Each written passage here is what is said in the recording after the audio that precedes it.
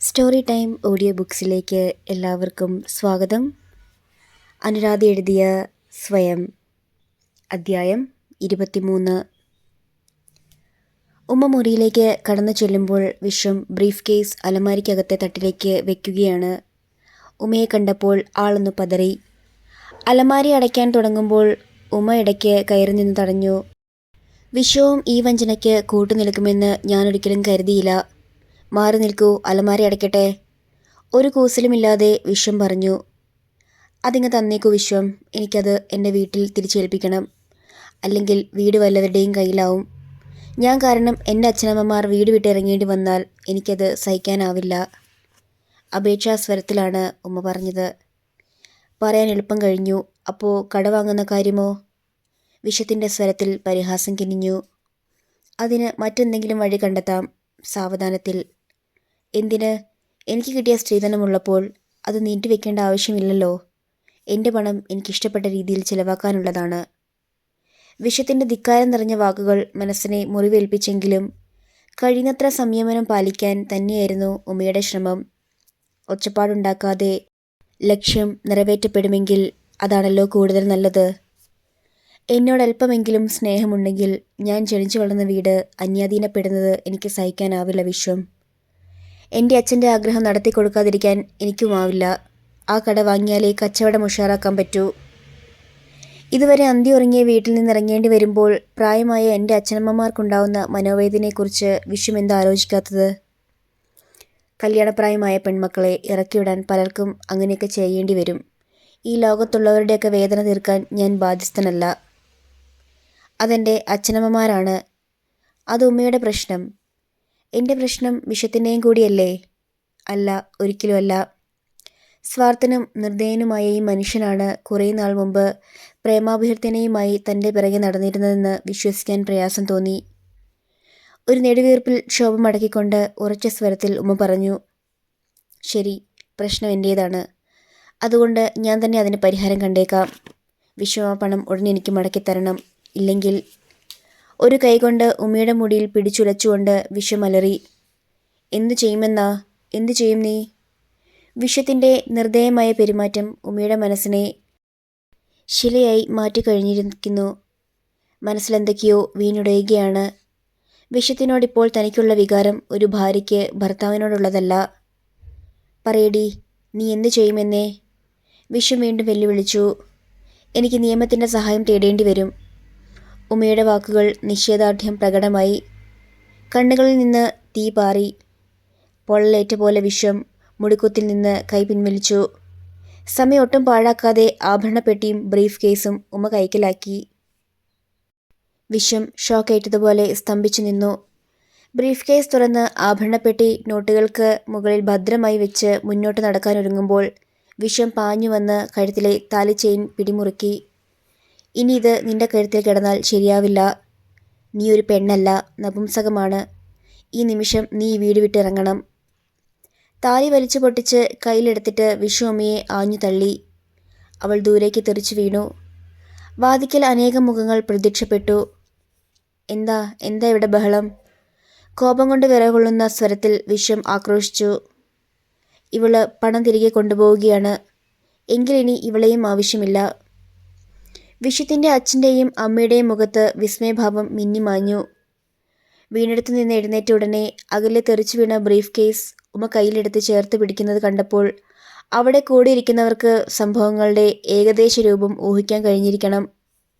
വാതിക്കൽ നിന്ന് നീങ്ങി നിന്ന് അവർ ഉമ്മയ്ക്ക് വഴിയൊഴിഞ്ഞു കൊടുത്തു. പൊയ്ക്കോട്ടെ, പുകഞ്ഞ കൊള്ളി പുറത്ത്, അല്ലാതെന്താ? വിശ്വത്തിൻ്റെ അച്ഛൻ പുലമ്പുന്നത് കേട്ടു. ഒരു നിമിഷം പോലും പാഴാക്കാതെ ഉമ്മ ചവിട്ടുപടികളിറങ്ങി മുറ്റത്തെത്തി. ആരെങ്കിലും തന്നെ തടഞ്ഞെങ്കിലോ എന്ന ആശങ്ക കാലുകളുടെ വേഗത വർദ്ധിപ്പിച്ചു. ഒരേ ഒരു ചിന്തയെ മനസ്സിലുണ്ടായിരുന്നുള്ളൂ. ദാമോദരൻ തിരുമേനിയുടെ പക്കൽ നിന്ന് വാങ്ങിയ പണം അദ്ദേഹത്തിന് മടക്കി കൊടുക്കണം. വീട് വിൽക്കാനുള്ള തീരുമാനം തൽക്കാലത്തേക്ക് ഉപേക്ഷിച്ചിരിക്കുന്നുവെന്ന് അറിയിക്കണം. വെറുതെ ബുദ്ധിമുട്ടിച്ചതിന് അദ്ദേഹത്തോട് ക്ഷമ ചോദിക്കുകയും വേണം. കാര്യം പറഞ്ഞാൽ മനസ്സിലാകുന്ന സ്വഭാവക്കാരനാണ് തിരുമേനി. അതാണൊരു സമാധാനം. നേരം ഉച്ചതിരിഞ്ഞിട്ടേയുള്ളൂ. ഉടനെ ബസ് കിട്ടിയാൽ അധികം നേരിട്ട് മുൻപേ വീട്ടിലെത്താം. ഉമ്മ നേരെ ബസ് സ്റ്റോപ്പിലേക്ക് നടന്നു. ദാമോദരൻ നമ്പൂതിരിയുടെ വീട്ടിലേക്കുള്ള ഇടവഴി എത്തിയപ്പോൾ ഉമയ്ക്ക് ആശ്വാസമായി. ബസ് ഇറങ്ങിയപ്പോൾ മുതൽ അച്ഛനോ മറ്റോ വഴി വെച്ച് കാണുമോ എന്ന ഭയമുണ്ടായിരുന്നു. എങ്കിൽ തൻ്റെ ലക്ഷ്യം നിറവേറ്റാൻ വീണ്ടും പരീക്ഷണങ്ങൾ പലതും നേരിടേണ്ടി വരും. സന്ധ്യ കഴിഞ്ഞ് കൊണ്ടാവാം പരിചയക്കാരെ ആരെയും അഭിമുഖീകരിക്കേണ്ടി വന്നില്ല. അഗാധമായ ദുഃഖത്താൽ മനസ്സ് തേങ്ങുകയായിരുന്നെങ്കിലും ലക്ഷ്യബോധം ഉമയെ മുന്നോട്ട് നയിച്ചു. മനയുടെ ഗേറ്റ് കടന്നപ്പോഴേ ആരോ പൂമുഖത്ത് ഉലാത്തുന്നത് കണ്ടു. നിലവിളക്കിൻ്റെ പ്രകാശം ദൂരെ നിന്നെ സ്വാഗതമോദി. അന്തരീക്ഷത്തിൽ സാമ്പ്രാണിത്തിരിയുടെ സുഗന്ധം. ഉലാത്തിക്കൊണ്ട് ഉറക്കെ സന്ധ്യാനാമം ചൊല്ലുകയായിരുന്നു തിരുമേനി. മറ്റാരെയും പുറത്തു കണ്ടില്ല. കാഴ്ച മങ്ങിയ കണ്ണുകൾ ചിമ്മി തുറന്നുകൊണ്ട് തിരുമേനി തിരക്കി. ആരാണ്? വൈദ്യുതി വിളക്കിൻ്റെ പ്രകാശവലയത്തിലേക്ക് കടന്നു നിന്നുകൊണ്ട് ഉമ്മ പറഞ്ഞു. ഇവിടെ അടുത്തുള്ളതാ, ശേഖരക്കുറുപ്പിൻ്റെ മകൾ. ഇന്നാള് കല്യാണം കഴിഞ്ഞു പോയ കുട്ടിയല്ലേ ഇത്? തിരുമേനിയുടെ മുഖത്ത് വിസ്മയവും സന്തോഷവും. അതെ, ഉമയാണ്. ഇങ്ങോട്ട് കടന്നു നിൽക്കൂ. എന്താ ഇത്ര വൈകിട്ടിങ്ങനെ? എന്താ വിശേഷം? ഒരപേക്ഷയുമായി വന്നതാണ്. പൂമുഖത്തേക്ക് കയറിക്കൊണ്ട് ഉമ്മ പറഞ്ഞു. അപേക്ഷ? തെളിച്ചു പറയുക. ഞങ്ങളുടെ സ്ഥലം തിരുമേനി വാങ്ങിക്കാമെന്ന് തീരുമാനിച്ചിരുന്നില്ലേ? ഉവ്, ഇന്നലെ കൃഷ്ണൻകുട്ടിയുടെ അടുത്ത് ബാക്കി പണം കൊടുത്തയക്കുകയും ചെയ്തുല്ലോ. സ്ത്രീധന തുകയുടെ ബാക്കി കുട്ടിയെ സംബന്ധം ചെയ്തു കൊണ്ടുപോയെടുത്ത് ഏൽപ്പിക്കുകയും വേണമെന്ന് പറഞ്ഞതാണല്ലോ അയാൾ പണവും കൊണ്ടിറങ്ങിയത്. പക്ഷേ ആ പണം ഇനി ആവശ്യമില്ല. അത് മടക്കിക്കൊണ്ട് വന്നതാ ഞാൻ. ഇങ്ങോട്ട് കൊണ്ടുവന്നതിൻ്റെ ഉദ്ദേശം? ഒരു നിമിഷം എന്നാലോചിച്ചിട്ട് തിരുമേനി പറഞ്ഞു. സ്ഥലം കൊടുക്കണ്ടെന്ന് കരുതിയിട്ടുണ്ടാവും അല്ലേ? അതെ, അമ്മയ്ക്കും അച്ഛനും കൃഷ്ണേട്ടനുമൊക്കെ ബുദ്ധിമുട്ടുണ്ടാക്കിയിട്ട് കുട്ടിയുടെ ഭർത്താവും വീട്ടുകാരും സമ്മതിച്ചിട്ടാണോ അത് മടക്കണത്? ഉമ നിശബ്ദത പാലിക്കുന്നത് കണ്ടപ്പോൾ തിരുമേനി ചോദിച്ചു. കുട്ടി അവിടെ നിന്ന് ഇറങ്ങിപ്പോരുകയായിരുന്നു അല്ലേ? അത് വേണ്ടായിരുന്നു കുട്ടി. പൊരുത്തപ്പെട്ടു പോകാൻ ഒട്ടും നിവർത്തിയില്ലെങ്കിൽ പിന്നെ. അത് ശരി, അങ്ങനെയാണെങ്കിൽ പറഞ്ഞിട്ട് ഫലമില്ലാന്ന് കൂട്ടിക്കോളൂ. ഇരുവർക്കുമിടയിൽ ഏതാനും നിമിഷത്തേക്ക് നിശബ്ദത തളം കെട്ടി നിന്നു. വീണ്ടും സംഭാഷണം ആരംഭിച്ചത് തിരുമേനിയാണ്. ഞാനിപ്പോഴെന്ത് വേണമെന്നാ കുട്ടി പറയണേ? ഈ പെട്ടിയിൽ 2 ലക്ഷമുണ്ട്. അത് തിരുമേനി മടക്കി വാങ്ങണം. 10-15 പവൻ്റെ ആഭരണങ്ങൾ ഞാൻ വരുന്ന വഴി പരിചയമുള്ളൊരു കടയിൽ ഏൽപ്പിച്ചിരിക്കുകയാണ്. അത് വിറ്റ് കിട്ടുന്ന തുകയും ഇവിടെ ഏൽപ്പിക്കും. ബാക്കി തുക കുറച്ച് ദിവസത്തെ സാവകാശം തന്നാൽ പലിശയോടെ മടക്കിക്കോളാം. വസ്തു കൈമാറ്റത്തിൻ്റെ കരാറ് എനിക്ക് മടക്കി തരണം. ഇങ്ങനെ ബുദ്ധിമുട്ടിച്ചതിൽ ക്ഷമിക്കുകയും വേണം. ഇതിനൊക്കെ ക്ഷമ ചോദിക്കാനുണ്ടോ? എന്ത് സഹായം ചെയ്യാനും എനിക്ക് സന്തോഷമേ ഉള്ളൂ. കുറുപ്പിന് പണത്തിന് ആവശ്യമുണ്ടായിരുന്നു.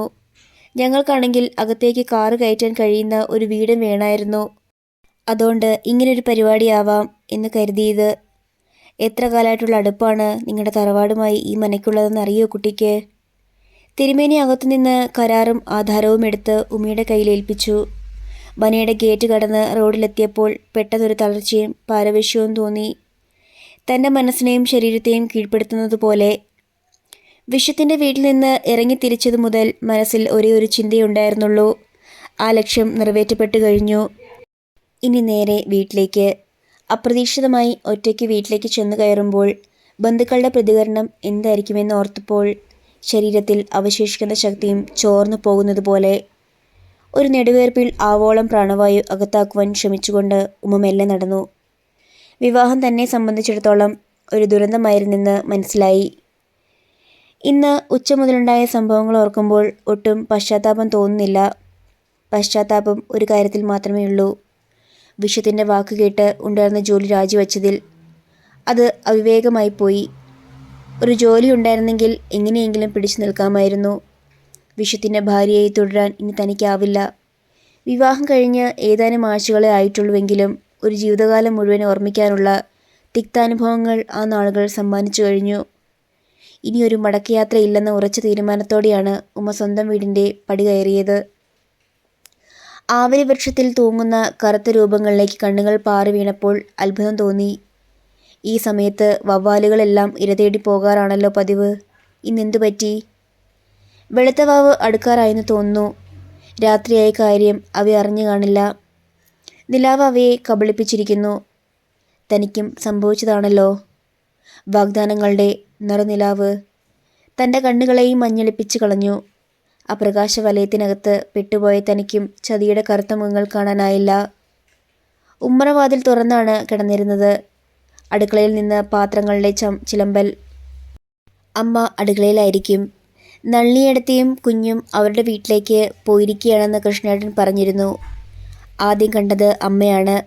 അമ്മയുടെ മുഖത്ത് സന്തോഷവും അത്ഭുതവും മിന്നിമാഞ്ഞുവെന്നും അമ്മയുടെ നോട്ടം പിറകിലേക്ക് നീളുന്നുവെന്നും തോന്നി. അടുത്ത നിമിഷം ആകാംക്ഷ കലർന്ന സ്വരത്തിൽ അമ്മ ചോദിച്ചു, വിശ്വനാഥൻ എവിടെ? തൻ്റെ നിശബ്ദത അമ്മയിൽ പരിഭ്രാന്തി ഉളവാക്കിയിരിക്കണം. വിറയാർന്ന സ്വരത്തിൽ അമ്മ വീണ്ടും അന്വേഷിച്ചു, നീ എന്താ ഒന്നും മിണ്ടാത്തത്? എന്താ ഉണ്ടായേ? നിന്റെ നെറ്റിലെന്താ മുറിവ്? ശബ്ദം കേട്ട് അച്ഛനും കൃഷ്ണേട്ടനും എത്തി. കൃഷ്ണേട്ടൻ്റെ കണ്ണുകൾ തൻ്റെ കയ്യിലിരിക്കുന്ന പെട്ടിയിലാണ്. ആ മുഖം ഉത്കണ്ഠാകുലമാണ്. അച്ഛൻ മാത്രം ഒന്നും ചോദിച്ചില്ല. എങ്കിലും തന്നിലാണ് കണ്ണുകൾ. എന്താണ് മറുപടി നൽകുക? ഒരക്ഷരം പോലും ഉരിയാടാനുള്ള ശക്തി തന്നിൽ അവശേഷിച്ചിട്ടില്ല. തൊണ്ട വരളുന്നു, ശരീരം വിറകൊള്ളുന്നു. വിശ്വത്തിൻ്റെ കൂടെ ഇറങ്ങിത്തിരിക്കുമ്പോൾ തൻ്റെ വിവാഹ ജീവിതത്തിന് ഇത്രയ്ക്ക് അല്പായുസേയുള്ളൂവെന്ന് ഓർത്തിരുന്നുവോ? പ്രതിക്കൂട്ടിലെന്ന പോലെ ഇവരുടെയൊക്കെ മുന്നിൽ ഇങ്ങനെ നിൽക്കേണ്ടി വരുമെന്നും കരുതിയിരുന്നുവോ?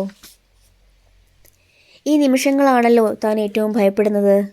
ദൈവമേ, ഈ പരീക്ഷണങ്ങളെ അതിജീവിക്കാൻ ഒരു ശക്തി നൽകൂ. നീ എന്താ ഇങ്ങനെ കുന്തം വിഴുങ്ങിയതുപോലെ നിൽക്കണത്? എന്താ ഉണ്ടായേ ഉമ്മേ? അമ്മയുടെ സ്വരം കരച്ചിലിൻ്റെ വക്കോളം എത്തിയിരുന്നു. നീ എന്താ ഒറ്റയ്ക്ക് പോണത്? ഞാനിനി അങ്ങോട്ട് പോണില്ല, അവസാനം പറഞ്ഞു. മൂവരുടെയും മുഖത്ത് അമ്പരപ്പും നിരാശയും.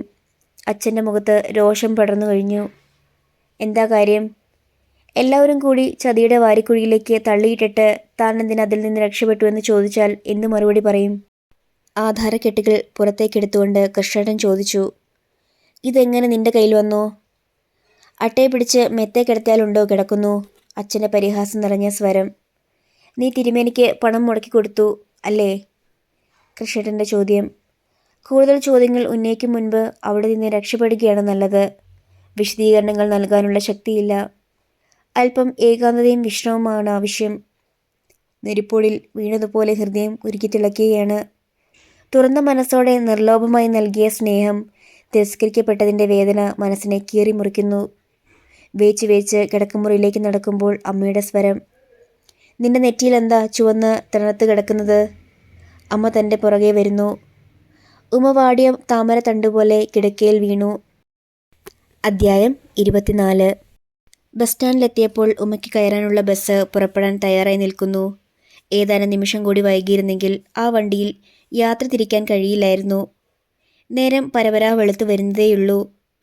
വ്രണിതമായ മനസ്സുപോലെ രക്തച്ചെവിയാർന്ന ആകാശം ഒരേ ഒരു നക്ഷത്രം മാത്രം ജ്വലിച്ചു നിൽക്കുന്നു. ബസ്സിൽ തിരക്ക് കുറവായിരുന്നു. സീറ്റിലിരുന്ന് കിതപ്പകറ്റും മുൻപ് തന്നെ വണ്ടി നീങ്ങിക്കഴിഞ്ഞു. ഉമയിൽ നിന്ന് ആകാശത്തിൻ്റെ നെടുവീർപ്പുയർന്നു. വീട് വിട്ടിറങ്ങിപ്പോന്ന കാര്യം വീട്ടിലുള്ളവരറിയും മുമ്പ് ബസ് വളരെ ദൂരം പിന്നിട്ട് കഴിഞ്ഞിരിക്കും.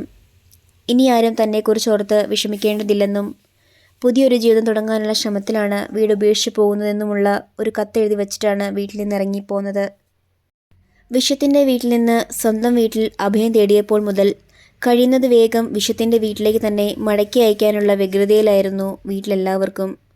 അതുകൊണ്ടാണല്ലോ തന്നെ അറിയിക്കാതെ പിറ്റേന്ന് കാലത്തെ തന്നെ അച്ഛനും കൃഷ്ണേട്ടനും കൂടി വിശ്വത്തിൻ്റെ വീട്ടിലേക്ക് പോയത്. അമ്മ പറഞ്ഞാണ് പിന്നീട് ആ വിവരം താൻ അറിയുന്നത്. വിശ്വത്തിൻ്റെ വീട്ടിലുണ്ടായ സംഭവങ്ങളെല്ലാം പറഞ്ഞു കേൾപ്പിച്ചിട്ടും അവിടേക്ക് മടങ്ങിപ്പോകാൻ തന്നെയാണ് അമ്മയും ആവശ്യപ്പെട്ടത്. നീ അത്ര വാശി കാണിക്കണ്ടായിരുന്നു, അതുകൊണ്ടല്ലേ വിശ്വം നിന്നോടിങ്ങനെ പെരുമാറിയത് എന്നായിരുന്നു അമ്മയുടെ വാദം. ബ്രീഫ് കേസിൽ നിന്നും ആധാരവും കരാറും എടുത്ത് കൃഷ്ണൻ അന്നു രാത്രിയിൽ തന്നെ ദാമോദരൻ നമ്പൂതിരിയെ പോയി കണ്ടു അത്രേ. നമ്മൾക്ക് താല്പര്യമുണ്ടെങ്കിൽ വസ്തു വാങ്ങാൻ നമ്പൂതിരി ഇപ്പോഴും തയ്യാറാണെന്നാ കൃഷ്ണൻകുട്ടി പറഞ്ഞത്. അമ്മയുടെ വാക്കുകൾ. അതായത് പണം ഒരിക്കൽ കൂടി കാൽക്കീഴിൽ വെച്ച് വിശ്വത്തിൻ്റെ ഭാര്യാപദം വീണ്ടെടുക്കാമെന്ന്. എനിക്കിനി ഒരിക്കലും അങ്ങോട്ട് പോകണ്ടമ്മേ, ഞാനിവിടെ കഴിഞ്ഞോളാം എന്ന് പലവട്ടം കേണപേക്ഷിച്ചു നോക്കി. അങ്ങനെ പറഞ്ഞാൽ പറ്റില്ല. നാട്ടുകാരെ കൊണ്ടും വീട്ടുകാരെ കൊണ്ടും അതും ഇതുമൊക്കെ പറയിപ്പിക്കാണ്ട് വേഗം മടങ്ങാൻ നോക്കിക്കോ. എന്തൊക്കെ പറഞ്ഞിട്ടും തെറ്റ് തൻ്റെ ഭാഗത്ത് തന്നെയാണെന്നുള്ള മട്ടിലുള്ള അമ്മയുടെ സംസാരം കേട്ടപ്പോൾ കൂടുതലൊന്നും വിശദീകരിച്ചിട്ട് ഫലമില്ലെന്ന് മനസ്സിലായി. അച്ഛൻ്റെ അഭിപ്രായവും അങ്ങനെയൊക്കെ തന്നെയായിരിക്കുമെന്ന് അറിയാമായിരുന്നു. കൃഷ്ണേട്ടനെങ്കിലും തൻ്റെ തീരുമാനത്തിന് പിന്തുണ നൽകുമെന്ന് ചെറിയൊരു പ്രതീക്ഷ മാത്രം ബാക്കിയുണ്ടായിരുന്നു. വിശ്വത്തിൻ്റെ വീട്ടിൽ നിന്ന് മടങ്ങി വന്ന കൃഷ്ണേട്ടൻ അരികിൽ വന്നിരുന്ന് അസഹ്യതയോടെ പഴിചാരുന്നത് കേട്ടപ്പോൾ ആ പ്രതീക്ഷയും വേരറ്റു. കലിതുള്ളി, ഇങ്ങോട്ട് ഇറങ്ങിപ്പോരാൻ വേഗം കഴിഞ്ഞുള്ള നിനക്ക്. എത്ര കാല് പിടിച്ചിട്ടാ വിശ്വ ഇവിടെ വന്ന് നിന്നെ മടക്കിക്കൊണ്ട് പോവാന്ന് സമ്മതിച്ചെന്നറിയോ? ആകെ നാണം കെട്ടെന്ന് പറഞ്ഞാൽ മതിയല്ലോ. വിശ്വത്തിൻ്റെ വീട്ടിൽ വെച്ച് കൃഷ്ണേട്ടനും അച്ഛനും സഹിക്കേണ്ടി വന്ന അപമാനത്തിൻ്റെ രൂക്ഷത എത്രമാത്രമാണെന്ന് കൃഷ്ണേട്ടൻ്റെ തളർന്ന ഭാവം കണ്ടപ്പോൾ ഊഹിക്കാൻ കഴിഞ്ഞു. എനിക്കിനി അങ്ങോട്ട് പോവണ്ട കൃഷ്ണേട്ടാ എന്ന് പറഞ്ഞാൽ പറ്റില്ല. വിശ്വം വന്ന് വിളിക്കുമ്പോൾ നീ കൂടെ പോയില്ലെങ്കിലുണ്ടല്ലോ, പിന്നെ നിനക്കൊരിക്കലും അങ്ങോട്ട് കടന്നു ചെല്ലാൻ പറ്റുമെന്ന് വിചാരിക്കേണ്ട. ഇപ്പോൾ തന്നെ വിശ്വത്തിൻ്റെ വീട്ടുകാർ പറയുക, വിശ്വത്തിൻ്റെ ഓഫീസിൽ തന്നെ ജോലിയുള്ള ഒരു ഹേമാംബികയുടെ ആലോചന വന്നതാ. ഇവിടുന്ന് കിട്ടിയതിലും ഇരട്ടി സ്ത്രീധനം കിട്ടുമായിരുന്നു. വിശ്വത്തിന് നിന്റെ കാര്യത്തിൽ പ്രത്യേകം താല്പര്യമുള്ളതുകൊണ്ട് മാത്രമാണ് നീയുമായിട്ടുള്ള ബന്ധം ഉറപ്പിച്ചതെന്ന്. ഹേമാംബികയുടെ കല്യാണം ഇനിയും കഴിഞ്ഞിട്ടില്ലാത്ത സ്ഥിതിക്ക് വിശ്വത്തിൻ്റെ വീട്ടുകാരൊന്ന് മൂളിയാൽ മതിയത്രേ അത് നടക്കാൻ. സംഭാഷണ മധ്യേ എപ്പോഴോ വിശ്വം ഹേമാംബികയുടെ വിവാഹാലോചനയുടെ കാര്യം സൂചിപ്പിക്കുന്നുണ്ടായിരുന്നെന്ന് ഓർത്തു. കൃഷ്ണേട്ടൻ കൊണ്ടുവന്ന വാർത്ത മനസ്സിൽ യാതൊരു ചലനവും സൃഷ്ടിക്കുന്നില്ലെന്നറിഞ്ഞു. മനസ്സിലാകെ ഒരു മരവിപ്പ്. വിശ്വത്തിനോ വീട്ടുകാർക്കോ സംസ്കാരശൂന്യമായ അവരുടെ പെരുമാറ്റത്തിൽ ഒട്ടും പശ്ചാത്താപമില്ല.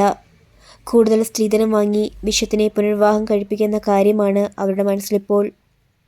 വിശ്വത്തിൻ്റെ വീട്ടിലേക്ക് മടങ്ങിയാൽ അവരിനിയും തന്നെ കൂടുതൽ പീഡിപ്പിക്കുകയുള്ളൂ. അവരെന്ത് വേണമെങ്കിലും ചെയ്യട്ടെ, എനിക്കതിലൊരു വിഷയവുമില്ല. വിശ്വം ഇവിടെ എത്തിയാൽ ആ നിമിഷം നീ കൂടെ ഇറങ്ങണം, പറഞ്ഞേക്കാം. കൃഷ്ണേട്ടൻ എന്തിനാ വെറുതെ എന്നെ നിർബന്ധിക്കുന്നത്? സ്ത്രീധനം നൽകി വിവാഹിതയാവാൻ തയ്യാറില്ലെന്ന് ഞാൻ ആദ്യമേ പറഞ്ഞിരുന്നതല്ലേ? എന്നിട്ടും പലതും എന്നിൽ നിന്ന് മറച്ചു വെച്ച് എന്നെ കല്യാണം കഴിപ്പിച്ചു. ആ കച്ചവടത്തിൻ്റെ കഥ അറിഞ്ഞപ്പോൾ എൻ്റെ മനസ്സ് എത്ര വേദനിച്ചുവെന്നോ. ഈ വീട് വിറ്റാണ് ആ തുക നൽകിയെന്നറിഞ്ഞപ്പോൾ സഹിക്കാനായില്ല. ഞാൻ ആ പണം മടക്കി ചോദിച്ചു. അതിന് വിശ്വ എന്നെ മുടിയിൽ പിടിച്ചിഴച്ചു, താലി വലിച്ചു പൊട്ടിച്ചു, കഴുത്തിൽ പിടിച്ചു തള്ളി. വീട്ടിൽ നിന്ന് ആ നിമിഷം ഇറങ്ങണമെന്നും പറഞ്ഞു. ഇങ്ങനെയൊക്കെ ചെയ്തിട്ടും ന്യായം അവരുടെ പക്ഷത്ത് തന്നെയാണെന്നാണോ കൃഷ്ണൻ പറയുന്നത്? ഇക്കാര്യത്തിൽ ന്യായമോ അന്യായമോ ഒന്നും നോക്കാനില്ല. നീ ഒരു പെണ്ണല്ലേ, പെണ്ണായാൽ ചിലതൊക്കെ ക്ഷമിച്ചേ പറ്റൂ. അതെന്താ കൃഷ്ണേട്ട അങ്ങനെ? ആണുങ്ങൾക്കുള്ള പോലെ ചിന്താശക്തിയും വികാരങ്ങളുമൊക്കെ സ്ത്രീകൾക്കുമില്ലേ? തനിക്ക് ജന്മം നൽകിയവർ കിടപ്പാടം വിട്ടിറങ്ങേണ്ടി വരുന്നത് നിർവികാരിയായി നോക്കി നിൽക്കാൻ, അത് കണ്ടില്ലെന്ന് നടിക്കാൻ എങ്ങനെ കഴിയും? എല്ലാ മനുഷ്യ ശരീരങ്ങളെയും പോലെ അടിയും തൊഴിയും ഏൽക്കുമ്പോൾ എനിക്ക് നോവില്ലേ? അപമാനിക്കപ്പെടുമ്പോൾ മറ്റേതൊരു പുരുഷനെ പോലെ എതിർക്കാനും ചെറുക്കാനുമുള്ള വ്യഗ്രത പെണ്ണായതുകൊണ്ട് എനിക്കുണ്ടാവില്ലെന്നാണോ? ഉത്തരം മുട്ടിയതുപോലെ കൃഷ്ണേട്ടൻ ഏതാനും നിമിഷം നിന്നു. പിന്നെ മുറിയിൽ നിന്ന് മെല്ലെ ഇറങ്ങിപ്പോയി. വിശ്വത്തിൻ്റെ വീട്ടിലേക്ക് മടങ്ങിയില്ലെന്ന് തൻ്റെ തീരുമാനം കൃഷ്ണേട്ടന് ഒട്ടും സ്വീകാര്യമല്ലെന്ന് ആ മുഖഭാവം വ്യക്തമാക്കി. വിശ്വത്തിൻ്റെ വീട്ടിൽ പോയി മടങ്ങി വന്നതു മുതൽ അച്ഛന് കലി ബാധിച്ചതുപോലെയായിരുന്നു. ആരെന്ത് പറഞ്ഞാലും പൊട്ടിത്തെറിക്കുന്നത് പോലുള്ള സംസാരം. തൻ്റെ നിഴലെങ്ങാനും കണ്ടാൽ മതി, ശാപവാക്കുകളുടെ ഒരു പ്രവാഹം തന്നെ ഉണ്ടാവും. ബന്ധുക്കളെ സംബന്ധിച്ചിടത്തോളം ഓരോ ദിവസവും പുലരുന്നത് വിശ്വം വന്നേക്കും എന്ന പ്രതീക്ഷയോടെയാണ്. സന്ധ്യ മയങ്ങുമ്പോൾ നിരാശ, കോപം, അത് തന്നോടുള്ള മുറുമുറുപ്പിൽ അവസാനിപ്പിക്കും. ഓരോ ദിവസവും കടന്നു പോകും തോറും ഉമ ആശ്വസിച്ചു. മടക്കയാത്രയ്ക്കുള്ള സാധ്യത കുറഞ്ഞു വരികയാണല്ലോ. അടിമത്വത്തിൽ നിന്നും സ്വാതന്ത്ര്യത്തിലേക്കുള്ള അകലവും അങ്ങനെ കുറയുകയാണ്. പക്ഷേ അവജ്ഞതയും വെറുപ്പും ഏറ്റുവാങ്ങേണ്ടി വന്ന കരിദിനങ്ങൾ ജീവിക്കാനുള്ള തൃഷ്ണത പോലും ഇല്ലാതാക്കി. ജീവിതം അവസാനിപ്പിച്ചാലോ എന്നുപോലും തോന്നിപ്പോയ സന്ദർഭങ്ങളുണ്ടായിരുന്നു. തൻ്റെ തീരുമാനത്തിൽ ഉറച്ചു നിൽക്കണമെങ്കിൽ എതിർപ്പുകളെ സമചിത്തതയോടെ നേരിട്ടേ മതിയാവൂ എന്നറിയാമായിരുന്നു. സുശീല ടീച്ചറുടെ വാക്കുകൾ ഓർത്തുപോയി.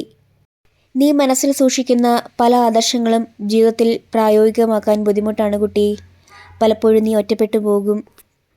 അപ്പോഴൊക്കെ ആത്മധൈര്യത്തോടെ താൻ ഉരുവിടാറുള്ള വാക്കുകൾ, എല്ലാം സഹിക്കാൻ ഞാൻ തയ്യാറാണ് ടീച്ചർ. സ്വന്തം മനസാക്ഷിയിൽ നിന്ന് ഒളിച്ചോടാൻ എനിക്കൊരിക്കലും ആവില്ല. ഈ സമൂഹത്തിൽ സമൂലമായ മാറ്റങ്ങൾ ഉണ്ടായേ മതിയാവൂ. അതുണ്ടാവേണ്ടത് നിന്നെപ്പോലുള്ള പെൺകുട്ടികളിലൂടെയാണ്. പക്ഷെ അതിന് സ്വന്തം മനസ്സിനെ പാകപ്പെടുത്തേണ്ടതുണ്ട്. ടീച്ചറുടെ വാക്കുകൾ എത്രമാത്രം സത്യമായിരുന്നെന്ന് ഇപ്പോൾ കൂടുതൽ വ്യക്തമാക്കുന്നു. ഉറ്റവർക്ക് പോലും തൻ്റെ മനസ്സ് കാണാൻ കഴിയുന്നില്ല. താൻ ഒറ്റപ്പെടുകയാണ്. തൻ്റെ വിവാഹ ജീവിതം സുഖസന്തുഷ്ടമായിരിക്കുമെന്ന് കരുതി സമാധാനിച്ചിരിക്കുകയും ടീച്ചർ ഇപ്പോൾ. രണ്ടുപേരും കൂടി ടീച്ചറെ കാണുവാൻ ആശ്രമത്തിലേക്ക് ചെല്ലാമെന്ന് എഴുതിയിരിക്കുന്നതാണ്. തൻ്റെ ജീവിതത്തിൽ അപ്രതീക്ഷിതമായി വന്നു ചേർന്ന ഈ വഴിത്തിരിവുകളെക്കുറിച്ച് ടീച്ചർക്ക് എഴുതണം. മറുപടി കത്തിലൂടെ ടീച്ചർ മനോധൈര്യം പകർന്നു തരാതിരിക്കില്ല. വിശ്വത്തിൻ്റെ വീട്ടിൽ നിന്നും വന്നിട്ട് 2 ആഴ്ച കഴിഞ്ഞിരിക്കുന്നു. 4-5 ദിവസങ്ങളായി ശരീരത്തിന് വല്ലാത്ത തളർച്ച. രാവിലെ എഴുന്നേൽക്കുമ്പോൾ ചെറിയ തലകറക്കവും. എങ്കിലും അതൊന്നും ആരെയും അറിയിച്ചില്ല. പക്ഷേ മുഖത്തെ വിളർച്ചയും ക്ഷീണവും അമ്മയുടെ ശ്രദ്ധയിൽ പെട്ടുകാണണം. ഭക്ഷണത്തിൻ്റെ മുൻപിൽ നിന്ന് വൈമുഖത്തോടെ എഴുന്നേൽക്കുന്നത് കണ്ടപ്പോൾ ഉത്കണ്ഠയോടെ അമ്മ ചോദിക്കുകയുണ്ടായി, എന്താ നീ വല്ലാതെ? അസുഖം എന്തെങ്കിലും ഉണ്ടോ നിനക്ക്? അടിമുടി ചുഴിഞ്ഞു നോക്കിയിട്ട് അമ്മ തലയിൽ കൈ വെച്ച് വിലപിക്കുന്നത് കേട്ടു. ഇപ്പോഴെല്ലാം തികഞ്ഞല്ലോ എൻ്റെ ഭഗവതി. ഏതാനും ദിവസങ്ങളായി സ്വൈരം കെടുത്തിയിരുന്ന ആശങ്കകൾക്ക് ബലമേറുകയായിരുന്നു. അതെ, അതാണ് സത്യം.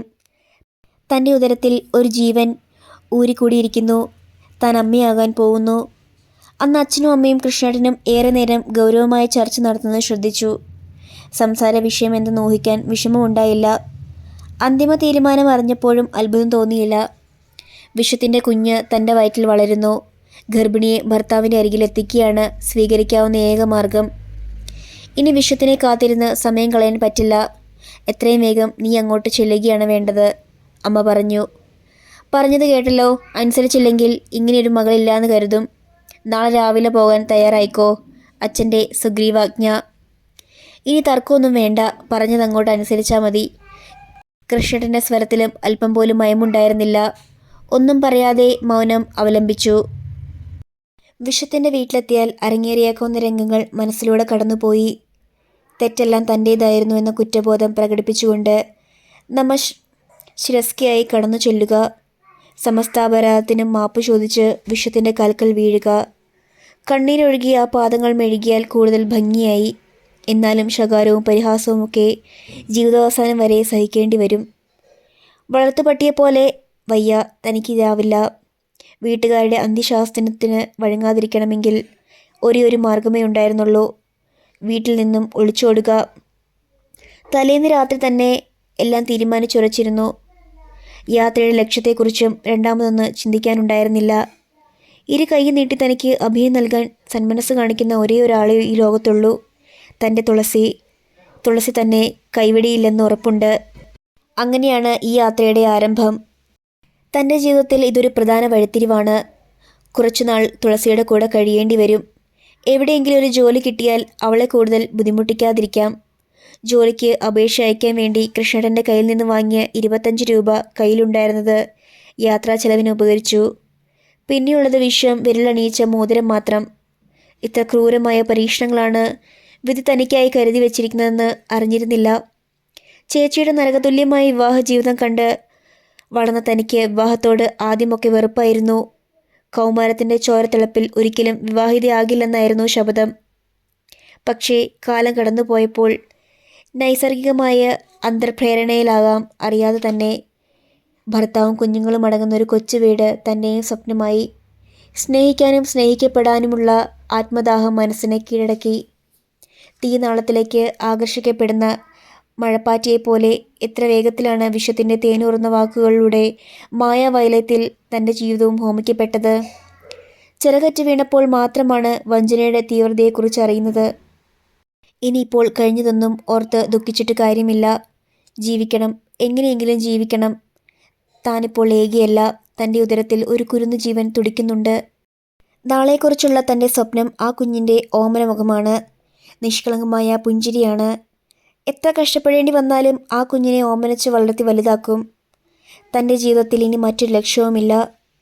സ്റ്റോപ്പിൽ ബസ് നിന്നിറങ്ങുമ്പോൾ ചിന്തയിൽ നിന്നുണർന്നു. ഇറങ്ങേണ്ട സ്ഥലം എത്തിയിരിക്കുന്നു. കയ്യിലാകെയുള്ളത് ഏതാനും ചില്ലറ മാത്രം. പിന്നെ 1-2 പഴയ സാരിയും ബ്ലൗസുമുണ്ട്. പുതിയതൊക്കെ വിശ്വത്തിൻ്റെ വീട്ടിൽ ഉപേക്ഷിച്ച് പോരേണ്ടി വന്നു. നല്ല ക്ഷീണം തോന്നുന്നു. എങ്ങനെയെങ്കിലും തുളസിയുടെ വീട്ടിലെത്തണം. ഓട്ടോ വിളിക്കാൻ പോലുമുള്ള തുക കയ്യിലില്ല.